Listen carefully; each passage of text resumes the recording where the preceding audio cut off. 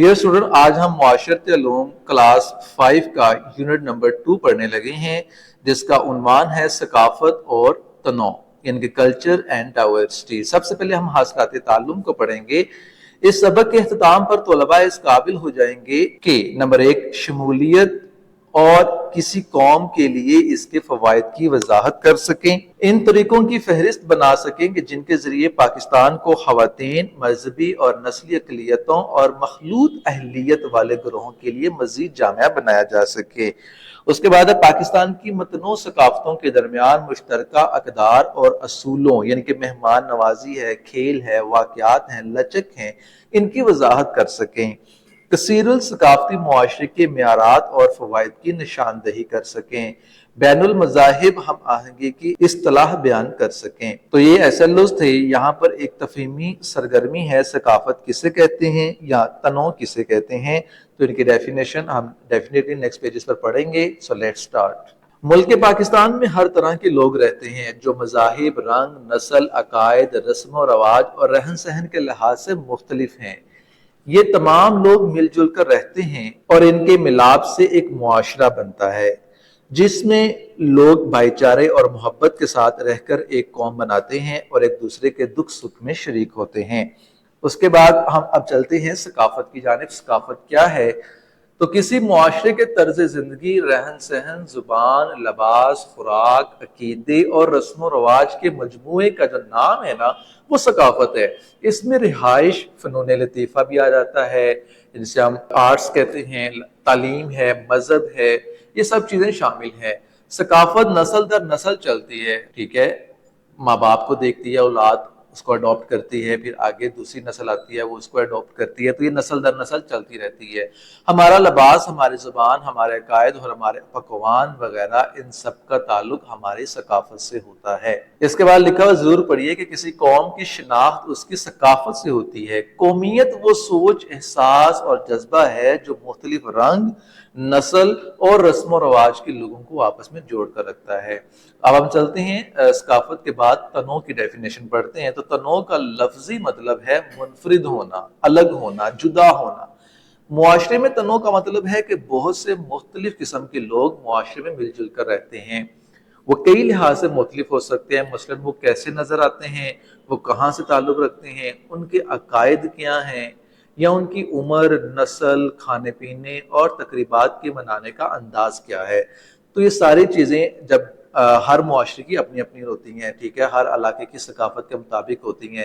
تو یہی وجہ ہے کہ پاکستان کی جو ثقافت ہے وہ کثیر الثقافتی ہے، وہ تنوع جیسی ہے، ٹھیک ہے، متنوع ثقافت ہے۔ تخلیقی صلاحیتوں کو نکھارنے، سماجی ہم آہنگی، معاشی خوشحالی اور انصاف کے فروغ کے لیے معاشرے میں تنوع بہت ضروری ہے۔ تنوع کو اپنانا اور منانا معاشرے کو مضبوط بناتا ہے۔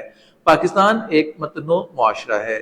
یہاں کئی طرح کی ثقافتیں ایک ساتھ پروان چڑھ رہی ہیں۔ پاکستان کے صوبوں، آزاد جموں و کشمیر اور گلگت بلتستان کے علاقوں کی ثقافتیں الگ الگ ہیں۔ ملک کا یہ ثقافتی تنوع اس کی خوبصورتی کو چار چاند لگا دیتا ہے۔ ثقافتی تنوع کی بدولت پاکستانی قوم شمولیت سے لطف اندوز ہوتی ہے۔ اب شمولیت کیا ہے اس کی ڈیفینیشن دیکھ لیتے ہیں، لیکن اس سے پہلے ایک باکس ہے کہ ضرور پڑھیے۔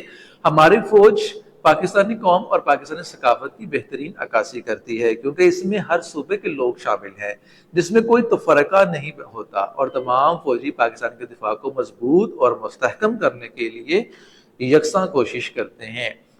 تو شمولیت کیا ہے کہ معاشرہ کسی شخص یا کسی چیز کو کسی مجموعے کا حصہ بنانے کا عمل شمولیت کہلاتا ہے۔ سماجی علوم میں شمولیت کا مطلب یہ یقینی بنانا ہے کہ ہر کوئی خود کو بغیر کسی نسلی یا مذہبی فرق کے معاشرے کا حصہ محسوس کرے۔ معاشرے میں شمولیت کا مطلب ایسی جگہیں اور کمیونٹیز بنانا ہے جہاں ہر خود کو کوئی خوش آمدید، قابل احترام اور قابل قدر محسوس کرے۔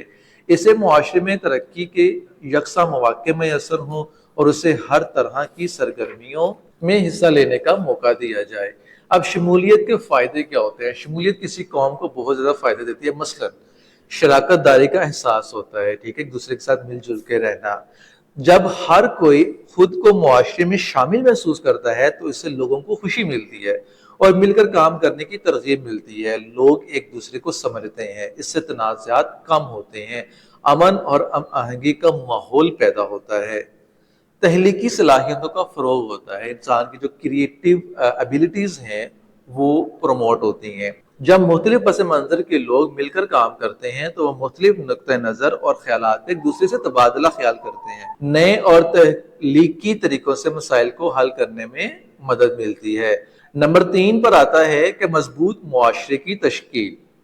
جامعہ معاشرے زیادہ متحد اور معاون ہوتے ہیں، ایک دوسرے کی مدد زیادہ کرتے ہیں، ایک دوسرے سے مل جل کر رہتے ہیں، لوگوں کے ایک دوسرے کی مدد کرنے اور اچھے طریقے سے چلنے کے امکانات زیادہ ہوتے ہیں، جو معاشرے کو زیادہ مضبوط اور محفوظ بناتے ہیں۔ نمبر 4 پہ جو فائدہ ہے وہ ہے معاشی ترقی کا ذریعہ ہے۔ جب ہر فرد کو معاشرتی کاموں میں حصہ لینے کا موقع ملتا ہے تو اس سے معاشیت کو فروغ ملتا ہے۔ زیادہ لوگ کام کرنے کا مطلب ہے زیادہ پیسہ کمایا جا رہا ہے، جس سے سب کو فائدہ ہوتا ہے۔ نیکسٹ آتا ہے عدل و انصاف کا فروغ۔ تو جامعہ معاشرے میں سب کے ساتھ منصفانہ اور یکساں سلوک کیا جاتا ہے، اس سے امتیازی سلوک اور عدم مساوات کو کم کرنے میں مدد ملتی ہے۔ کسی شخص سے اس کی نسل، مذہب، جنس یا صلاحیتوں کی وجہ سے امتیازی سلوک نہیں کیا جاتا۔ یہاں پر ایک باکس سے ضرور پڑھیے کہ حقیقی شمولیت صرف اختلافات کو برداشت کرنے کے بارے میں نہیں ہے، بلکہ انہیں قبول کرنے، اس سے لطف اندوز ہونے اور تنوع میں یعنی کہ ڈائیورسٹی میں خوبصورتی کو پہچاننے میں ہے۔ یہ کس نے کہا ہے؟ یہ نیلسن منڈیلا نے کہا ہے، اس کا کوٹ ہے۔ نیکسٹ پڑھتے ہیں کہ مجموعی طور پر شمولیت لوگوں کو متحد کرتی ہے، تخلیقی صلاحیتوں کو فروغ دیتی ہے اور سب کے لیے یکساں انصاف کو فروغ دے کر ایک قوم کو مضبوط، خوش اور زیادہ خوشحال بناتی ہے۔ پاکستانی خواتین مذہبی و نسلی برادریوں اور مخلوط اہلیت والے گروہوں کو مزید جامع بنانے کے طریقے۔ پاکستان ایک کثیر الثقافتی ملک ہے، یعنی کہ مختلف ثقافتیں ملتی ہیں اور پاکستان بنتا ہے۔ یہاں مردوں اور خواتین کی تعداد تقریباً برابر ہے۔ اس کے علاوہ ملک میں مختلف مذہبی اور نسلی طبقات اور مختلف صلاحیتوں والے افراد بھی رہتے ہیں۔ یہ سب طبقات پاکستان کی مجموعی ترقی میں حصہ ڈالتے ہیں، اس لیے ضروری ہے کہ یہ گروہ بھی بااختیار ہوں۔ تو درجہ ذیل طریقہ کار سے ہم خواتین، مذہبی و نسلی اقلیتوں اور جو مخلوط صلاحیتوں والے افراد ہیں، ملی جلی صلاحیتوں والے جو افراد ہیں کو معاشرے میں مزید جامع بنا سکتے ہیں۔ اب وہ کون کون سے طریقے ہیں آئیں دیکھتے ہیں کہ پاکستانی معاشرے میں خواتین، مذہبی، نسلی برادری اور مخلوط صلاحیتوں والے گروہوں کے لیے شمولیت کو فروغ دینے کے کچھ آسان طریقے یہ ہیں۔ نمبر 1، مساوی تعلیم کے مواقع فراہم کرنا۔ تو صنف یعنی کہ جنس جو ہے، میل یا فیمیل ہیں، مذہب، نسل یا صلاحیتوں سے قطع نظر یعنی اس سے قطع تعلق کر کے ہر کسی کے لیے تعلیم تک مساوی رسائی کو یقینی بنائیں۔ اس کا مطلب ہے مزید اسکول بنانا اور ان لوگوں کے لیے وظائف یا مالی امداد فراہم کرنا جنہیں ان کی ضرورت ہے۔ ٹھیک ہے۔ نیکسٹ ہے ثقافتی افہام و تفہیم کو فروغ دینا۔ ثقافتی تبادلے کے پروگراموں اور تقریبات کی حوصلہ افزائی کریں جہاں مختلف پس منظر کے لوگ اپنی روایات، رسم و رواج اور عقائد کا اشتراک کرنے کے لیے اکٹھے ہو سکیں۔ اس سے تنوع کی تفہیم اور تعریف کو فروغ دینے میں مدد ملتی ہے۔ اس کے بعد اب مساوی ملازمت کے مواقع۔ ایسی پالیسیاں نافذ کریں کہ جو خواتین، مذہبی اقلیتوں، کوئی غیر مسلم ہے اور معذور افراد، ٹھیک ہے، مختلف قسم کے معذور افراد بھی معاشرے میں پائے جاتے ہیں، ان کے لیے روزگار کے مساوی مواقع مہیا کریں۔ اس میں منصفانہ بھرتی کے طریقے اور کام کی جگہ پر ضروری رہائش فراہم کرنا شامل ہے۔ اس کے بعد کمیونٹی آؤٹ ریچ پروگرام۔ اب یہ کیا ہوتا ہے آئیں دیکھتے ہیں۔ تو کمیونٹی آؤٹ ریچ پروگرام قائم کریں جس کا مقصد پسماندہ گروہوں کی ضروریات کو پورا کرنا۔ اس میں خواتین، مذہبی اقلیتوں اور معذور افراد کی مخصوص ضروریات کے مطابق صحت کی دیکھ بھال کی خدمات، پیشہ ورانہ تربیت اور قانونی مدد فراہم کرنا شامل ہو سکتا ہے۔ میڈیا میں مثبت نمائندگی۔ میڈیا اور تفریحی صنعتوں میں متنوع نمائندگی کو یقینی بنائیں۔ پاکستانی معاشرے میں ہر سطح کی خواتین، مذہبی، نسلی اور مخلوط صلاحیتوں والے گروہوں کی واقعات اور نقطۂ نظر کا اظہار کرنا۔ اس کے بعد ہے قابل رسائی انفراسٹرکچر۔ عوامی مقامات، نقل و حمل اور عمارتوں کو معذور افراد کے لیے مزید قابل رسائی بنانے کے لیے بنیادی ڈھانچے کو بہتر بنائیں۔ اگر کوئی معذور افراد ہے وہ سیڑھیاں نہیں چڑھ سکتا تو ایسی جو جگہیں ہیں جہاں پر ہر شخص کا آنا جانا ہے، جیسے ہاسپٹل ہیں، اسکول کالجز ہیں، تو وہاں پر ان کے لیے ریمپ بنائے جائیں مثال کے طور پر. تو اسی طرح سے معذور افراد ہیں، ہر طرح کے جو معذور افراد ہیں ان کو پبلک پلیسز کے اوپر فیسلٹیز پرووائڈ کی جانی چاہیے. اس کے بعد ہے اس میں ریمپ، ایلیویٹر اور نامزد پارکنگ کی جگہیں شامل ہیں. نیکسٹ ہے انسداد امتیازی قوانین. تو جنس، مذہب، نسل یا معذوری کی بنیاد پر امتیازی سلوک کے خلاف سخت قوانین نافذ کرنے چاہیے. ٹھیک ہے، یہ نہیں ہے کہ کوئی معذور ہے، کسی کا مذہب اور ہے، کسی کی نسل اور ہے، کوئی جنس کی بنیاد پر معاشرے میں فرق نہیں ہونا چاہیے. اس سے ایک مضبوط پیغام جاتا ہے کہ امتیازی سلوک کسی بھی شکل میں برداشت نہیں کیا جائے گا. اس کے بعد مندرجہ بالا آسان اور مؤثر اقدام پر عمل درآمد کر کے پاکستانی معاشرے کو مزید جامع، مساوی اور تنوع کا احترام کرنے والا بنایا جا سکتا ہے. پاکستان کی متنوع ثقافتیں اور ان کی مشترکہ اقدار اور معیارات. مشترکہ اقدار اور اصول وہ عقائد اور طرز عمل ہیں جن پر زیادہ تر لوگ متفق ہوتے ہیں اور ان پر عمل کرتے ہیں. ان اصولوں میں ایمانداری، مہربانی، بزرگوں کا احترام، دوسروں کی مدد اور شائستہ ہونا جیسی اقدار شامل ہیں.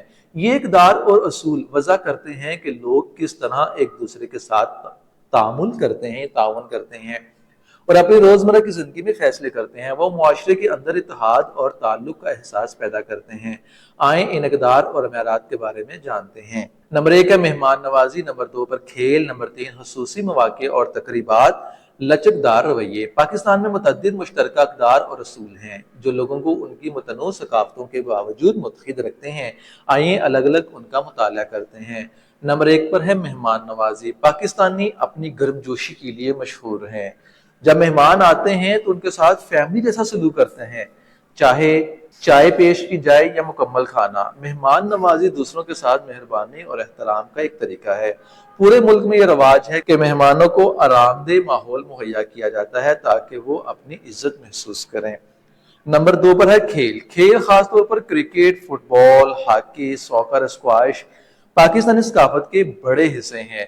زندگی کے تمام شعبوں سے تعلق رکھنے والے لوگ ان کھیلوں کو دیکھنے کے لیے اسٹیڈیم میں اکٹھے ہوتے ہیں اور اپنی پسندیدہ ٹیموں اور کھلاڑیوں کی حوصلہ افزائی کرتے ہیں. کرکٹ پاکستان کا ایک مشہور کھیل ہے.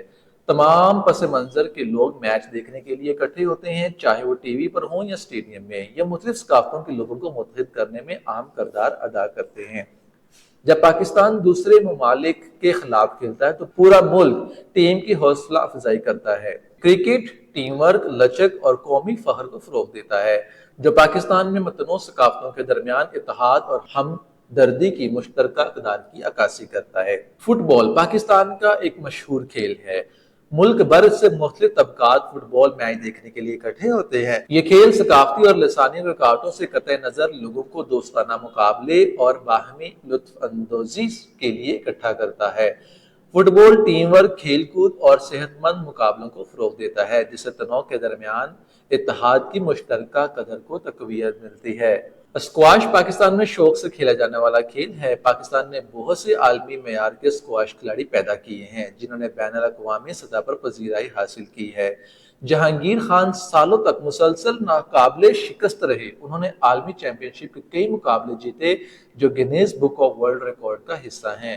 اسکواش ٹورنامنٹ اور مقابلے مختلف پس منظر سے تعلق رکھنے والے شائقین کو اپنی طرف متوجہ کرتے ہیں جو کھیل کے جذبے کو فروغ دیتے ہیں. جان شیر خان پاکستان کے ایک بہترین اسکواش کھلاڑی تھے. انہوں نے P S C professional tournament کے 118 فائنل میں سے 99 جیتے. یہ کھلاڑی بھی 1990 سے 1996 تک 81 میچوں میں وہ مسلسل 6 سال تک ناقابل شکست رہے اور شکست رہ کر عالمی ریکارڈ کا حصہ بنے. کھیلوں میں شمولیت سے زندگی کے مختلف شعبوں سے تعلق رکھنے والے لوگ اکٹھے ہوتے ہیں اور ثقافتی پس منظر سے قطع نظر ٹیم ورک، لچک اور باہمی احترام جیسی اقدار کو فروغ ملتا ہے. خصوصی تقریبات اور پروگرام. عید، رمضان اور یوم آزادی جیسے تہوار پورے پاکستان میں بڑے جوش و خروش کے ساتھ منائے جاتے ہیں. لوگ کھانا تقسیم کرنے، تحائف کا تبادلہ کرنے اور ثقافتی پرفارمنس سے لطف اندوز ہونے کے لیے جمع ہوتے ہیں. اس کے بعد ہے میلے اور عرس. شہروں اور دیہاتوں میں موسموں کے تبدیل ہونے کے ساتھ میلوں، عرسوں اور نمائشوں کا انتظام کیا جاتا ہے. یہ تفریح کے ساتھ ساتھ کام کاج اور کاروبار کا بھی ذریعہ بنتے ہیں. جن سے جوان، بچے، بڑے اور بوڑھے لطف اندوز ہوتے ہیں۔ دیہاتی علاقوں میں فصل کی کٹائی کے بعد میلے لگتے ہیں، لوگ کبڈی کھیلتے ہیں، گھڑدوڑ اور کشتی کے مقابلے ہوتے ہیں، عورتوں کے لیے چوڑیاں بیچنے والے اور بچوں کی تفریح کے لیے پنگوڑے والے میلوں کا اہم حصہ ہوتے ہیں۔ میلہ چراغاں اور جشن بہاراں، سبی میلہ، سندھ فیسٹیول پاکستان کے مشہور صوبوں کے مختلف میلے ہیں۔ اس کے علاوہ بہت سے بزرگان اور اولیاء کرام کے مشہور عرس ہیں، جن میں ان کے مزاروں کو غسل دیا جاتا ہے، اور ان میں حضرت عطا گنج بخش رحمۃ اللہ علیہ کا عرس لاہور میں، حضرت بہاؤالدین ذکریہ ملتانی رحمۃ اللہ علیہ کا عرس ملتان میں، اور شاہ عبداللطیف بھٹائی رحمۃ اللہ علیہ کا عرس سندھ میں ان کے مزاروں پر منعقد کیا جاتا ہے۔ لوگ ان عرسوں میں عقیدت و احترام سے شامل ہوتے ہیں۔ یہ تمام تہوار ثقافت کی عکاسی کرتے ہیں۔ قومی تقریبات: ہمارے ملک میں 14 اگست کو جشن آزادی جوش و خروش سے منایا جاتا ہے۔ اس کے علاوہ اور بہت سی قومی تقریبات ہیں جن کو منا کر ہمیں نہ صرف خوشی ملتی ہے بلکہ ہماری ثقافت بھی اجاگر ہوتی ہے۔ جیسے ہر سال 23 مارچ کو قرارداد پاکستان، 1 مئی کو یوم مزدور، 6 ستمبر کو یوم دفاع پاکستان، یوم ولادت قائد اعظم 25 دسمبر کو، اور یوم ولادت علامہ اقبال 9 نومبر کو قومی تقریبات کے طور پر منائے جاتے ہیں۔ اس کے بعد متنوع ثقافتوں کے درمیان لچکدار رویہ: ثقافتیں الگ الگ ہیں لیکن ان کے درمیان ایک فلیکسیبلٹی ہے، لچکدار رویہ پایا جاتا ہے۔ تو پاکستان ایک متنوع ثقافتی ملک ہے جس میں مختلف نسلوں، زبانوں اور روایات کے حامل افراد رہتے ہیں۔ ان اختلافات کے باوجود ان کے درمیان لچکدار رویہ موجود ہے جو لوگوں کو تنوع کا احترام کرنے اور اسے اپنانے کی اجازت دیتا ہے۔ چاہے یہ مختلف تہوار منانا ہو یا متعدد زبانیں بولنا، پاکستانی ثقافتوں کے درمیان شمولیت اور افہام و تفہیم کو اہمیت دیتے ہیں۔ اس کے بعد مجموعی طور پر یہ مشترکہ اقدار اور اصول پاکستانی معاشرے میں اتحاد، ہمدردی اور لوگوں کے درمیان تعلق کے احساس کو فروغ دینے میں معاون ثابت ہوتے ہیں۔ نیکسٹ ہے متنوع معاشرے کے اصول و فوائد۔ جو مختلف ثقافتوں سے تعلق رکھنے والے معاشرے ہیں ان کے فوائد کیا ہیں؟ ایک کثیر الثقافتی معاشرہ ایک ایسی جگہ ہے جہاں مختلف پس منظر، ثقافتوں اور روایات کے لوگ ایک ساتھ رہتے ہیں۔ ایسے معاشرے میں آپ کو زبانوں، مذاہب، رسم و رواج اور نسلوں کا امتزاج مل سکتا ہے۔ لوگ ایک دوسرے کے اختلافات کا احترام کرتے ہیں جس سے تنوع ملتا ہے۔ آئیے ایک کثیر الثقافتی معاشرے کے کچھ اصولوں اور فوائد پر روشنی ڈالتے ہیں۔ کثیر الثقافتی معاشرے کے اصول: نمبر 1، تنوع کا احترام۔ ایک کثیر الثقافتی معاشرے میں لوگ ثقافت، مذہب، زبان اور روایات میں فرق کا احترام اور قدر کرتے ہیں۔ شمولیت اور قبولیت: رنگ و نسل کے امتیاز کے بغیر مختلف ثقافتوں کے لوگوں کو شامل کیا جاتا ہے اور دل سے ان کا خیر مقدم کیا جاتا ہے۔ نسل یا مذہب کی بنیاد پر امتیازی سلوک برداشت نہیں کیا جاتا بلکہ ہر کسی کو ترقی کے یکساں مواقع دیے جاتے ہیں۔ مختلف ثقافتوں اور پس منظر کے لوگ آپس میں گفت و شنید کرتے ہیں جس سے ان کے درمیان دقیانوسی خیالات ختم ہو جاتے ہیں اور مثبت سوچ کو فروغ ملتا ہے۔ نیکسٹ ہے کشیدگی۔ لوگوں کو کھلے ذہن اور مختلف ثقافتوں اور نقطہ نظر کے بارے میں جاننے کے لیے تیار رہنے کی ترغیب دی جاتی ہے تاکہ کشیدگی کی فضا پیدا نہ ہو، یعنی آپس میں لڑائی جھگڑے کی فضا پیدا نہ ہو۔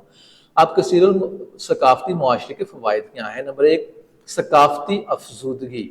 مختلف ثقافتوں کی نمائش لوگوں کی صلاحیتوں کو نکھار ملتا ہے، ان کی سوچ وسیع ہوتی ہے اور لوگوں کے بارے میں ان کی سمجھ بوجھ مزید گہری ہوتی ہے۔ ٹھیک ہے، جب ایک ہی جگہ پر مختلف ثقافتوں سے تعلق رکھنے والے لوگ اکٹھے ہوں گے، اپنی ثقافت کو پروموٹ کریں گے تو اس سے کیا ہوگا؟ لوگوں کی سوچ بڑھے گی، ایک دوسرے کی ثقافت کو جاننے کے بارے میں ان کو انفارمیشن ملے گی، جدت اور تحلیق آئے گی۔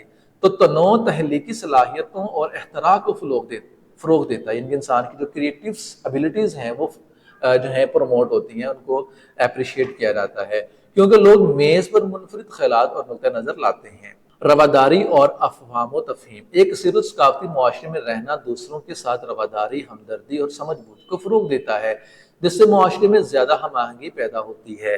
اس کے بعد اقتصادی ترقی: کثیر الثقافتی معاشرے میں تجارت اور کاروبار کے مواقع زیادہ ہوتے ہیں۔ متنوع ثقافتی پس منظر کے حامل لوگ اپنے آبائی علاقوں کی اشیاء کو اپنی نئی جگہوں پر متعارف کرواتے ہیں۔ مثلا بلوچستان سے تعلق رکھنے والا کوئی شخص بلوچی اشیاء کو پنجاب میں متعارف کروا کے کاروبار کرتا ہے تو اسے کاروبار کے نئے مواقع میں اثر آتے ہیں۔ اور لوگ دوسرے علاقوں کی سوغات بھی خرید سکتے ہیں، ٹھیک ہے؟ جیسے آپ پنجاب میں رہتے ہیں تو آپ اگر خیبر پختونخوا میں جائیں تو وہاں کی سوغات لے کر آتے ہیں، ٹھیک ہے؟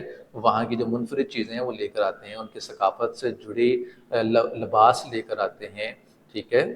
سادہ الفاظ میں ایک کثیر ثقافتی معاشرہ احترام، شمولیت اور تنوع کو فروغ دیتا ہے، جسے ثقافتی افسردگی، رواداری، جدت اور اس میں شامل ہر فرد کے لیے معاشی فوائد حاصل ہوتے ہیں۔ اس کے بعد بین المذاہب ہم آہنگی۔ بین المذاہب ہم آہنگی سے مراد ہے کہ مختلف مذاہب یعنی مسلمان، عیسائی، ہندو، سکھ، بدھ مت وغیرہ پرامن طریقے سے ایک دوسرے کے ساتھ مل جل کر رہیں، ایک دوسرے کے عقائد کا احترام کریں اور مشترکہ بھلائی کے لیے مل کر کام کریں۔ بین المذاہب ہم آہنگی کے اہم نکات درجہ ذیل ہیں۔ نمبر 1 ہے دوسرے مذاہب اور عقائد کا یکساں احترام کرنا بین المذاہب ہم آہنگی ہے۔ تمام مذاہب کے مقدس مقامات کے ساتھ احترام کے ساتھ پیش آنا چاہیے۔ دوسرے مذاہب کے تہواروں اور مذہبی رسومات کا احترام کرنا بین المذاہب ہم آہنگی کہلاتا ہے۔ دوسروں کے لیے آسانی پیدا کرنا بین المذاہب ہم آہنگی ہے۔ اب بین المذاہب ہم آہنگی ضروری کیوں ہے، یہ اس کی کیا اہمیت ہے؟ تو دنیا کے تمام مذاہب امن اور انسانیت کا درس دیتے ہیں، لہٰذا یہی وہ قدر مشترک ہے جو دنیا کے تمام مذاہب میں پائی جاتی ہے۔ بین المذاہب ہم آہنگی متنوع عقائد کے لوگوں کے درمیان پرامن بقائے باہمی کو فروغ دیتی ہے۔ مختلف مذاہب کے لوگ مشترکہ مقاصد کے لیے کام کرنے کے لیے اکٹھے ہوتے ہیں۔ اس کے بعد یہ مختلف عقائد کے درمیان تنوع اور مماثلت دونوں کو پہچاننے میں مدد دیتی ہے۔ اس کے بعد ہے کہ مذہبی گروہوں کے درمیان تنازعات پرامن بات چیت اور افہام و تفہیم کے ذریعے حل کیے جاتے ہیں۔